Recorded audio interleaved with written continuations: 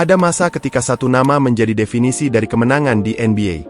Bukan hanya karena gelar juara, bukan hanya karena trofi MVP, tetapi karena setiap kali ia melangkah ke lapangan, seluruh dunia tahu bahwa mereka sedang menyaksikan sosok yang berbeda dari pemain lainnya. Bersama Chicago Bulls yang identik dengan jersey merah ikoniknya, Michael Jordan membangun sebuah dinasti yang mengubah sejarah bola basket. 6 gelar juara NBA, 6 penghargaan Finals MVP, serta momen-momen legendaris yang terus dikenang membuat namanya menjadi simbol kehebatan. Selama bertahun-tahun, sulit membayangkan Michael Jordan mengenakan seragam selain merah milik Bulls. Ketika akhirnya memutuskan pensiun untuk kedua kalinya setelah musim 1998, banyak orang percaya kisahnya telah berakhir. Ia telah mencapai hampir semua hal yang bisa diraih seorang pemain basket. Tidak ada lagi yang perlu dibuktikan. Namun legenda terkadang tidak bisa benar-benar meninggalkan permainan yang telah membesarkan namanya. Beberapa tahun kemudian, dunia basket kembali dikejutkan oleh sebuah keputusan yang tak pernah dibayangkan sebelumnya. Michael Jordan memutuskan kembali ke NBA. Kali ini, bukan dengan seragam merah Chicago Bulls, melainkan dengan jersey biru emas dan hitam milik Washington Wizards. Bagi sebagian orang, keputusan itu terasa aneh. Melihat pemain yang selama puluhan tahun identik dengan Bulls kini membela tim lain seolah menjadi pemandangan yang sulit dipercaya. Banyak yang meragukan apakah Jordan yang telah berusia hampir 40 tahun masih mampu bersaing di liga yang dipenuhi talenta-talenta muda. Apakah ia masih memiliki sentuhan ajaib yang sama? Atau justru kepulangannya akan menjadi penutup yang mengurangi warisan luar biasa yang telah ia bangun? Inilah kisah tentang babak terakhir dari karir salah satu pemain basket terbesar sepanjang masa, sebuah perjalanan yang sering terlupakan, tetapi tetap menjadi bagian penting dari legenda Michael Jordan.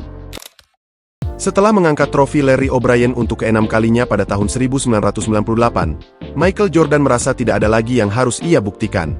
Chicago Bulls baru saja menutup salah satu dinasti terbesar dalam sejarah NBA. 6 gelar juara, 6 penghargaan Finals MVP, 5 MVP musim reguler, serta rekor kemenangan yang menjadikannya standar baru bagi seorang pemain basket. Tak lama setelah kemenangan itu, Jordan kembali mengumumkan pensiun.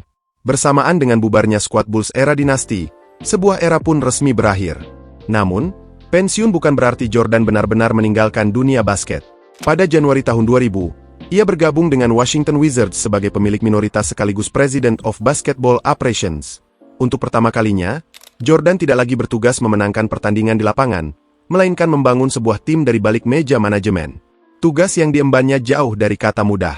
Washington Wizards saat itu bukanlah tim papan atas. Mereka telah beberapa musim gagal menembus babak playoff dan masih mencari identitas baru.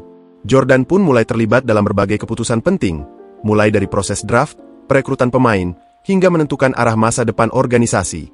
Banyak penggemar berharap sentuhan seorang Michael Jordan mampu mengubah nasib franchise tersebut. Jika ia bisa membangun dinasti bersama Chicago Bulls, mungkin saja ia juga mampu membangkitkan Washington Wizards. Namun kenyataannya, membangun sebuah tim dari balik layar ternyata sangat berbeda dengan memimpin tim sebagai pemain. Tantangan demi tantangan terus bermunculan, dan proses membangun kembali Wizards tidak berjalan semudah yang dibayangkan. Di tengah perjuangan itu, muncul sebuah situasi yang perlahan mengubah arah perjalanan Michael Jordan bersama Washington Wizards, sekaligus menjadi awal dari salah satu bab paling menarik dalam karirnya. Selama hampir 3 tahun, Michael Jordan menjalani kehidupannya sebagai eksekutif Washington Wizards. Namun, semakin lama berada di sekitar tim, semakin sulit baginya untuk sekadar berdiri di pinggir lapangan. Setiap sesi latihan, setiap pertandingan, dan setiap kali melihat para pemain muda bertanding, hasrat kompetitifnya perlahan kembali muncul. Hingga akhirnya, pada 25 September 2001, dunia basket kembali dikejutkan. Di usia 38 tahun, Michael Jordan resmi mengumumkan bahwa dirinya akan kembali bermain di NBA bersama Washington Wizards. Sebuah keputusan yang mengejutkan banyak orang, mengingat ia telah pensiun selama hampir 3 tahun dan dianggap telah menyelesaikan karirnya dengan akhir yang sempurna. Banyak yang bertanya, mengapa Michael Jordan memutuskan untuk kembali? Alasan pertama datang langsung dari Jordan sendiri. Dalam pernyataan resminya, ia mengatakan, "Saya kembali sebagai pemain karena saya mencintai permainan ini." Baginya, kecintaan terhadap basket tidak pernah benar-benar hilang, meski statusnya telah berubah menjadi eksekutif. Alasan kedua adalah keinginannya membantu membangun Washington Wizards dari dalam lapangan. Jordan percaya bahwa ia bisa mengajarkan para pemain muda lebih efektif jika bermain bersama mereka, bukan hanya memberi arahan dari balik meja manajemen. Ia mengatakan bahwa tidak ada cara yang lebih baik untuk mengajari pemain muda selain berada di lapangan bersama mereka. Selain itu, Jordan juga mengakui bahwa dirinya masih tertarik pada tantangan. Dalam sebuah wawancara sebelum comeback, ia menegaskan bahwa kepulangannya bukan karena uang atau ketenaran, melainkan untuk membuktikan bahwa di usia 38 tahun ia masih mampu bersaing di level tertinggi NBA. Tantangan itulah yang membuat semangat kompetitifnya kembali menyala. Keputusan itu langsung memicu perdebatan. Sebagian orang percaya sang legenda masih mampu bersinar, sementara yang lain khawatir comeback ini justru akan merusak akhir sempurna yang telah ia ukir bersama Chicago Bulls. Namun satu hal yang pasti, Michael Jordan telah mengambil keputusan. Kini, saatnya membuktikan kepada seluruh dunia bahwa sang legenda belum benar-benar selesai. Namun ada satu hal yang membuat keputusan Michael Jordan mendapat rasa hormat dari banyak orang. Ia tidak kembali ke NBA demi uang. Saat mengumumkan comeback bersama Washington Wizards pada tahun 2001, Jordan menyatakan bahwa seluruh gajinya sebagai pemain akan disumbangkan kepada korban serangan teroris 11 September 2001 beserta keluarga mereka. Amerika Serikat saat itu masih berada dalam suasana duka, dan Jordan merasa inilah cara terbaik untuk membantu masyarakat. Pada akhirnya, ia menyumbangkan sekitar $2 juta, sesuai dengan total gajinya selama 2 musim bersama Wizards. Keputusan tersebut membuktikan bahwa kepulangannya bukan didorong oleh keuntungan finansial. Sebagai salah satu atlet terkaya di dunia, Jordan sudah tidak membutuhkan kontrak NBA untuk memperkaya dirinya. Yang ia cari adalah kesempatan untuk kembali merasakan kompetisi, membantu Washington Wizards berkembang, sekaligus menunjukkan bahwa usia bukanlah penghalang untuk tetap bersaing di level tertinggi. Setelah resmi mengumumkan comeback, Michael Jordan tidak langsung siap bertanding. Ia sadar bahwa NBA telah berubah. Selama hampir 3 tahun meninggalkan kompetisi, banyak pemain muda bermunculan, permainan menjadi lebih cepat, dan kondisi fisiknya tentu tidak lagi sama seperti saat bersama Bulls. Karena itu, Jordan menjalani persiapan yang sangat serius. Hampir setiap hari ia berlatih bersama para pemain Washington Wizards. Mulai dari latihan menembak, drill 1 lawan 1, hingga pertandingan internal tim. Tujuannya bukan hanya mengembalikan sentuhan bermainnya, tetapi juga memastikan tubuhnya mampu menghadapi kerasnya musim reguler NBA yang berlangsung selama 82 pertandingan. Selain latihan bersama tim, Jordan juga menjalani program kebugaran yang ketat. Ia memperkuat otot-otot kakinya, meningkatkan daya tahan tubuh, serta menjaga pola makan agar tetap berada dalam kondisi fisik terbaik. Di usianya yang telah menginjak 38 tahun, pemulihan tubuh tentu membutuhkan waktu lebih lama dibanding saat masih berusia 20-an. Karena itu, setiap sesi latihan dirancang dengan sangat disiplin. Rekan-rekan setimnya bahkan mengaku terkejut melihat etos kerja Jordan. Jordan juga beberapa kali mengadakan latihan tertutup dengan pemain-pemain NBA lainnya selama musim panas. Latihan tersebut menjadi cara baginya untuk mengukur apakah dirinya masih mampu bersaing melawan pemain yang jauh lebih muda. Tanggal 30 Oktober 2001 akhirnya tiba. Setelah hampir 3 tahun meninggalkan NBA, Michael Jordan kembali menginjakkan kaki di lapangan. Kali ini bukan dengan jersey merah Chicago Bulls yang telah melekat pada dirinya selama lebih dari 1 dekade, melainkan dengan seragam biru milik Washington Wizards. Pertandingan pembuka berlangsung di Madison Square Garden melawan New York Knicks. Seluruh tiket terjual habis. Ribuan pasang mata datang bukan hanya untuk menyaksikan sebuah pertandingan NBA, tetapi untuk melihat apakah legenda terbesar basket benar-benar masih mampu bermain di level tertinggi. Meski Washington harus kalah tipis 93-91, Jordan menunjukkan bahwa dirinya masih jauh dari kata habis. Ia mencetak 19 poin, 5 rebound, 6 assist, dan 4 steal dalam 37 menit bermain. Memang akurasi tembakannya belum efisien, tetapi penampilannya sudah cukup untuk membuktikan bahwa Michael Jordan masih bisa bersaing dengan para pemain terbaik di NBA. Beberapa pertandingan berikutnya, performanya mulai meningkat. Perlahan ia menemukan kembali ritme permainannya. Ia mencetak 31 poin melawan Atlanta Hawks, kemudian 32 poin saat menghadapi Cleveland Cavaliers. Tidak lama berselang, Jordan kembali menunjukkan kelasnya dengan torehan 41 poin kering Charlotte Hornets, menjadi pemain tertua saat itu yang mampu mencetak lebih dari 40 poin dalam satu pertandingan di NBA. Memasuki pertengahan musim, Washington Wizards yang sempat terpuruk mulai bangkit. Bersama Jordan, mereka bahkan sempat memiliki rekor kemenangan di atas 50% dan masuk dalam persaingan menuju babak playoff. Sebelum cedera lutut menghentikan momentumnya, Jordan rata-rata mencetak lebih dari 25 poin per pertandingan dan kembali masuk dalam pembicaraan sebagai kandidat MVP. Namun ada satu pertandingan yang paling dinantikan oleh seluruh pecinta basket. Pada tanggal 19 Januari 2002, untuk pertama kalinya, Michael Jordan kembali ke United Center sebagai pemain lawan. Tempat yang selama bertahun-tahun menjadi rumahnya, tempat di mana ia memenangkan 6 gelar juara NBA, dan tempat di mana namanya berubah menjadi legenda. Malam itu, suasana terasa berbeda. Bahkan sebelum pertandingan dimulai, ribuan penonton berdiri memberikan standing ovation yang berlangsung cukup lama.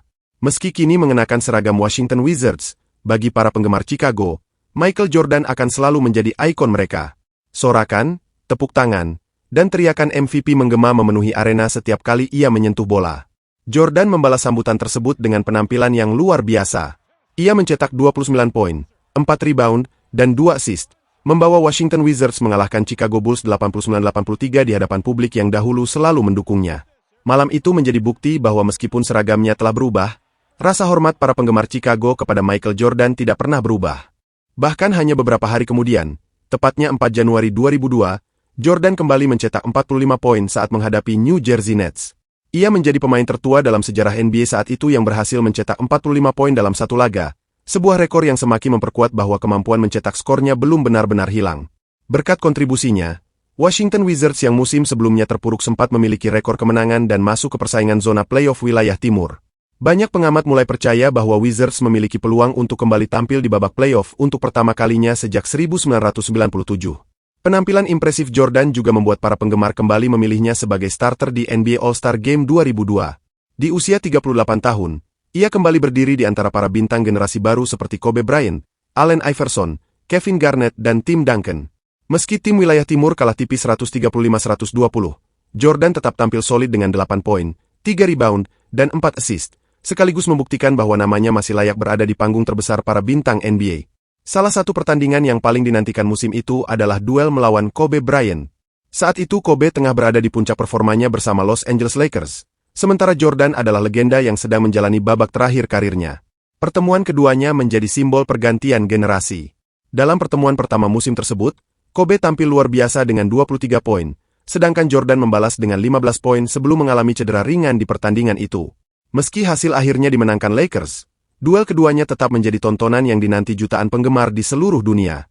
Sayangnya, memasuki paruh kedua musim, nasib buruk menghampiri Washington Wizards. Michael Jordan mengalami cedera lutut kanan yang memaksanya absen dalam beberapa pertandingan penting. Sebelum cedera, Wizards memiliki peluang besar untuk lolos ke playoff. Namun tanpa kehadiran sang pemimpin, performa tim mulai menurun drastis. Jordan akhirnya kembali bermain menjelang akhir musim, tetapi momentum Wizards sudah terlanjur hilang. Mereka gagal mengejar tim-tim lain di wilayah timur. Washington Wizards menutup musim reguler dengan rekor 37 kemenangan dan 45 kekalahan, menempati peringkat ke-10 wilayah timur, sehingga gagal lolos ke babak playoff. Meski musim itu berakhir tanpa playoff, penampilan Michael Jordan berhasil membungkam banyak kritik. Dalam usia hampir 39 tahun, ia masih mampu membukukan rata-rata 22,9 poin, 5,7 rebound, dan 5,2 assist per pertandingan, angka yang masih lebih baik dibanding banyak pemain yang sedang berada di masa keemasannya. Namun, perjalanan Michael Jordan bersama Washington Wizards ternyata belum berakhir. Ia masih memiliki satu musim lagi untuk membuktikan bahwa dirinya belum benar-benar selesai di NBA. Meski gagal membawa Washington Wizards ke babak playoff pada musim pertamanya, Michael Jordan belum ingin mengakhiri perjalanannya. Ia percaya masih ada satu kesempatan lagi. Maka dimulailah musim 2003, yang kemudian menjadi musim terakhir dalam karir Michael Jordan. Di usia 39 tahun, banyak yang mengira performanya akan terus menurun. Namun Jordan kembali membuktikan bahwa dirinya masih mampu bersaing dengan pemain-pemain terbaik NBA. Ia tetap menjadi pemimpin Washington Wizards, tampil dalam 82 pertandingan musim reguler, sebuah pencapaian luar biasa bagi pemain seusianya. Rata-rata ia mencetak 20 poin, 6,1 rebound, dan 3,8 assist per pertandingan. Salah satu momen paling bersejarah terjadi pada 21 Februari 2003 saat menghadapi New Jersey Nets. Pada pertandingan tersebut, Jordan mencetak poin ke-32.293 sepanjang karirnya dan melewati Wilt Chamberlain untuk naik ke posisi kedua pencetak angka terbanyak dalam sejarah NBA saat itu. Seluruh arena memberikan tepuk tangan meriah sebagai bentuk penghormatan atas pencapaian tersebut. Beberapa hari kemudian, Jordan kembali terpilih masuk NBA All-Star. Pertandingan itu menjadi salah satu All-Star Game paling emosional sepanjang sejarah. Hampir semua orang tahu bahwa ini kemungkinan besar adalah penampilan All-Star terakhir Michael Jordan. Menjelang akhir pertandingan, Jordan mencetak fadeaway khasnya yang membuat wilayah timur unggul 2 poin hanya beberapa detik sebelum waktu habis. Banyak orang mengira itulah tembakan penentu kemenangan sekaligus akhir yang sempurna bagi karir All-Star sang legenda. Meski akhirnya pertandingan berlanjut ke babak perpanjangan waktu setelah Kobe Bryant memasukkan lemparan bebas akibat pelanggaran, momen tersebut tetap menjadi salah satu gambar paling ikonik dalam sejarah NBA. Sepanjang musim, setiap kali Washington Wizards bertandang ke kandang lawan, suasananya terasa berbeda. Arena selalu dipenuhi penonton. Tiket pertandingan terjual habis. Dan di hampir setiap kota, para penggemar berdiri memberikan standing ovation ketika nama Michael Jordan diumumkan. Banyak yang sadar bahwa mereka mungkin sedang menyaksikan sang legenda untuk terakhir kalinya. Meski Wizards kembali gagal lolos ke babak playoff dengan rekor 37 kemenangan dan 45 kekalahan, fokus musim itu bukan lagi hasil akhir tim. Fokusnya adalah memberi penghormatan kepada pemain yang telah mengubah olahraga basket selamanya. Pada 16 April 2003, Michael Jordan memainkan pertandingan terakhir dalam karirnya melawan 76ers. Dengan sisa waktu sekitar 2 menit, pelatih Washington menarik Jordan keluar lapangan. Seluruh penonton di arena langsung berdiri. Tepuk tangan menggema selama beberapa menit. Para pemain kedua tim ikut memberikan penghormatan, sementara Jordan melambaikan tangan kepada para penggemar yang telah menemaninya selama hampir 2 dekade. Tidak ada tembakan penentu kemenangan. Tidak ada trofi juara. Hanya seorang legenda yang menerima penghormatan terakhir dari dunia basket. Setelah pertandingan usai, Michael Jordan kembali mengumumkan bahwa dirinya pensiun dari NBA. Namun kali ini tidak ada comeback lagi.